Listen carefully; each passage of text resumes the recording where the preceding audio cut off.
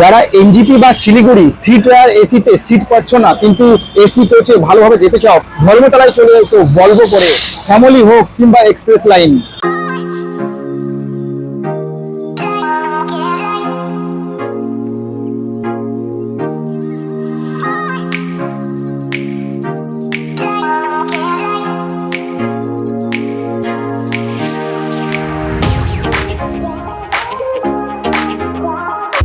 Digital মিটারে দেখাচ্ছে গাড়ি চলেছে ৭৯ কিলোমিটার পার আওয়ারে। রাত্রি 10:30 ডিনার খাওয়ার জন্য ভলভো বাস স্টপেজ দিয়েছে কৃষ্ণনগরের এই হোটেলটিতে। সমস্ত ভলভো বাস এখানেই কিন্তু ব্রেক দেয়। ঘড়ির কাঁটাতে বাজে 7:40, পৌঁছে গেছি Siliguri junction bus stand. Hello viewers, তোমরা কেমন আছো? আশা করি সবাই ভালো আছো, সুস্থ আছো। আজকে একটি নতুন ভিডিওতে সবাইকে জানাই সুস্বাগতম। এতদিন ট্রেনের ভিডিও দেখিয়েছি, আজকে দেখাবো বাস জার্নির ভিডিও, তাও আবার কলকাতা থেকে শিলিগুড়ি। আশা করি তোমাদের এই জার্নি ভিডিওটি বেশ ভালো লাগবে। শিলিগুড়ি আর এনজিপি যারা যাচ্ছ, ট্রেনে কিন্তু টিকিট পাওয়া যাচ্ছে না, এত ভিড় এত রাশ।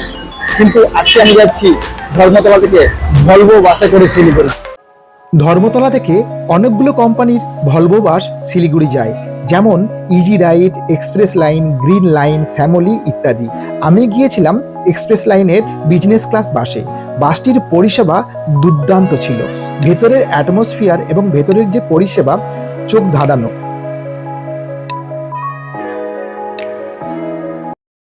ঘড়ির কাঁটাতে বাজে সন্ধ্যা 6টা। বাস ছেড়ে দিল ধর্মতলা ডিপো থেকে। বাস মাঝখানে কিন্তু আরো দু জায়গায় বোর্ডিং করাবে, এক হলো বাগুইহাটি এবং দমদম।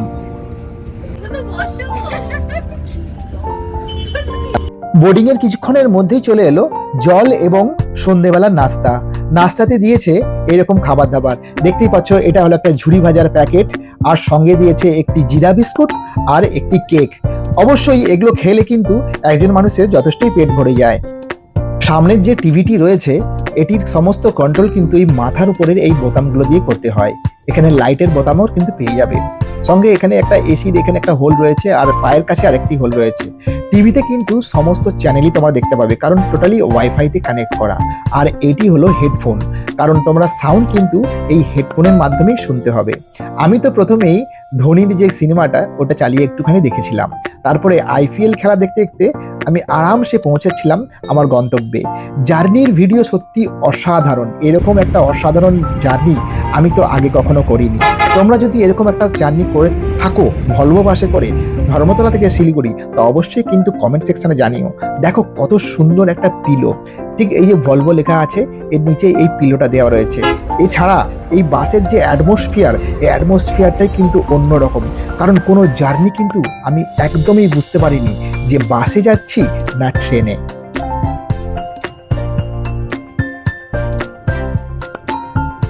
এখন ঘড়ির কাঁটাতে বাজে 8:45। জাস্ট কল্যাণী এক্সপ্রেসওয়ে কাছে চলে এসেছি বারাসাতের পর। এখানে একটা ছোট্ট ব্রেক, সেই ব্রেকে 5 মিনিটের break.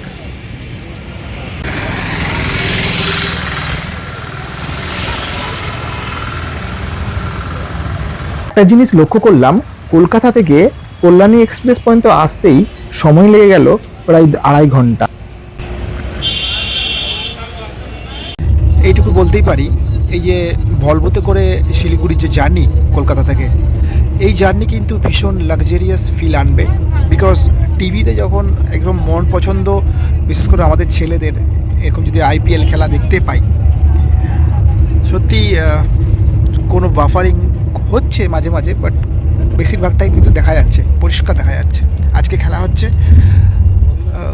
LSG versus sunrise Hyderabad. আজকে ডেট হচ্ছে 27শে মার্চ 2025। আমরা কৃষ্ণনগর আবার ঢুকবো, কিছুটার মধ্যেই পৌঁছে যাব। বাট ফিলটা তোমাদের কাছে শেয়ার করছি, দারুণ এক্সপিরিয়েন্স, ভীষণ একটা লাক্সারিয়াস ব্যাপার। রাত্রি এখন 10:03। ডিজিটাল মিটারে দেখাচ্ছে গাড়ি চলেছে ৭৯ কিলোমিটার পার আওয়ারে। ঘড়ির কাঁটাতে বাজে 10:26। চলে এসেছি কৃষ্ণনগর। এইখানে দেখতেই পাচ্ছ পরপর গাড়িগুলো দাঁড়িয়ে রয়েছে, যতগুলো ভলভো আছে। শ্যামলী প্রথমে, তারপরে রায়পুর ক্রুজার, তারপরে আমাদের এক্সপ্রেস লাইন, আর এই দিকে রয়েছে ইজি রাইড আর গ্রিন লাইন, এগুলো ভলভো। আর ওই পাশে ডলফিন, এগুলো নন এসি বালুরঘাট যাওয়ার। ঠিক এই রেস্টুরেন্ট বা এই হোটেলের কাছেই এসে এখানে কিন্তু গাড়িগুলো দাঁড়ায়। এখানে ডিনার করে 10:30টার সময় তারপর সবাই গাড়িতে উঠে পড়ে। তো এখন ডিনার করার টাইম। তো বাড়ি থেকে যারা খাবার নিয়ে আসবে না তাদের কোনো কিন্তু সমস্যা নেই, এখানে কিন্তু 20 মিনিট থেকে 30 মিনিটের একটা ব্রেক দেয়। এখানে খাওয়া দাওয়া করে আরামসে গাড়ি ধরা যায়। খাবার দাবারের মধ্যে এই খাবারগুলো পাওয়া যায়, সবজি, রাইস, মিল, এগ রাইস, রুই, কাতলা, বাঙালি খাবার দাবার সব পেয়ে যাবে। তারপর শুকনো খাবার, পনির, বাটার, চিকেন, ভর্তা, মটন, রুটি, সব কিছু খাবার পেয়ে যাবে। লিস্টটা দেখিয়ে দিলাম, যারা যারা খেতে চাও তারা কিন্তু এখানে এসে চেয়ার ধরে কিন্তু বসে খেয়ে নিতে পারো।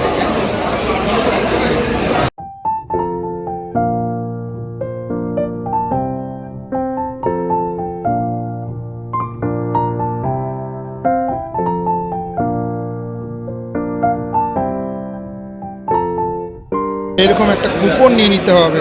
আমি নিয়েছি ডিম তড়কা রুটি 100 টাকা। কুপনটা আগে কালেক্ট করতে হবে পয়সা দিয়ে, তারপরে খেতে বসতে হবে, এটা কিন্তু খেয়াল রেখে। এত বড় গাড়ি ব্যাক করতেই অসুবিধা হচ্ছে, বিরাট গাড়ি। আমরা বেরিয়ে যাচ্ছি, এখন 11টা বাজতে 5 মিনিট বাকি। কৃষ্ণনগর থেকে বেরিয়ে যাচ্ছি। ঘড়ির কাঁটাতে ভোর 5টা, চলে এসেছি ডালখোলা। এটা হচ্ছে 3rd স্টপেজ শিলিগুড়ি যাওয়ার জন্য। এখানে সমস্ত ভলভোগুলো দাঁড়িয়ে রয়েছে। একটা চা ব্রেক বলতে পারো, এখানটা চায়ের দোকানটা ভিড়ে আছে।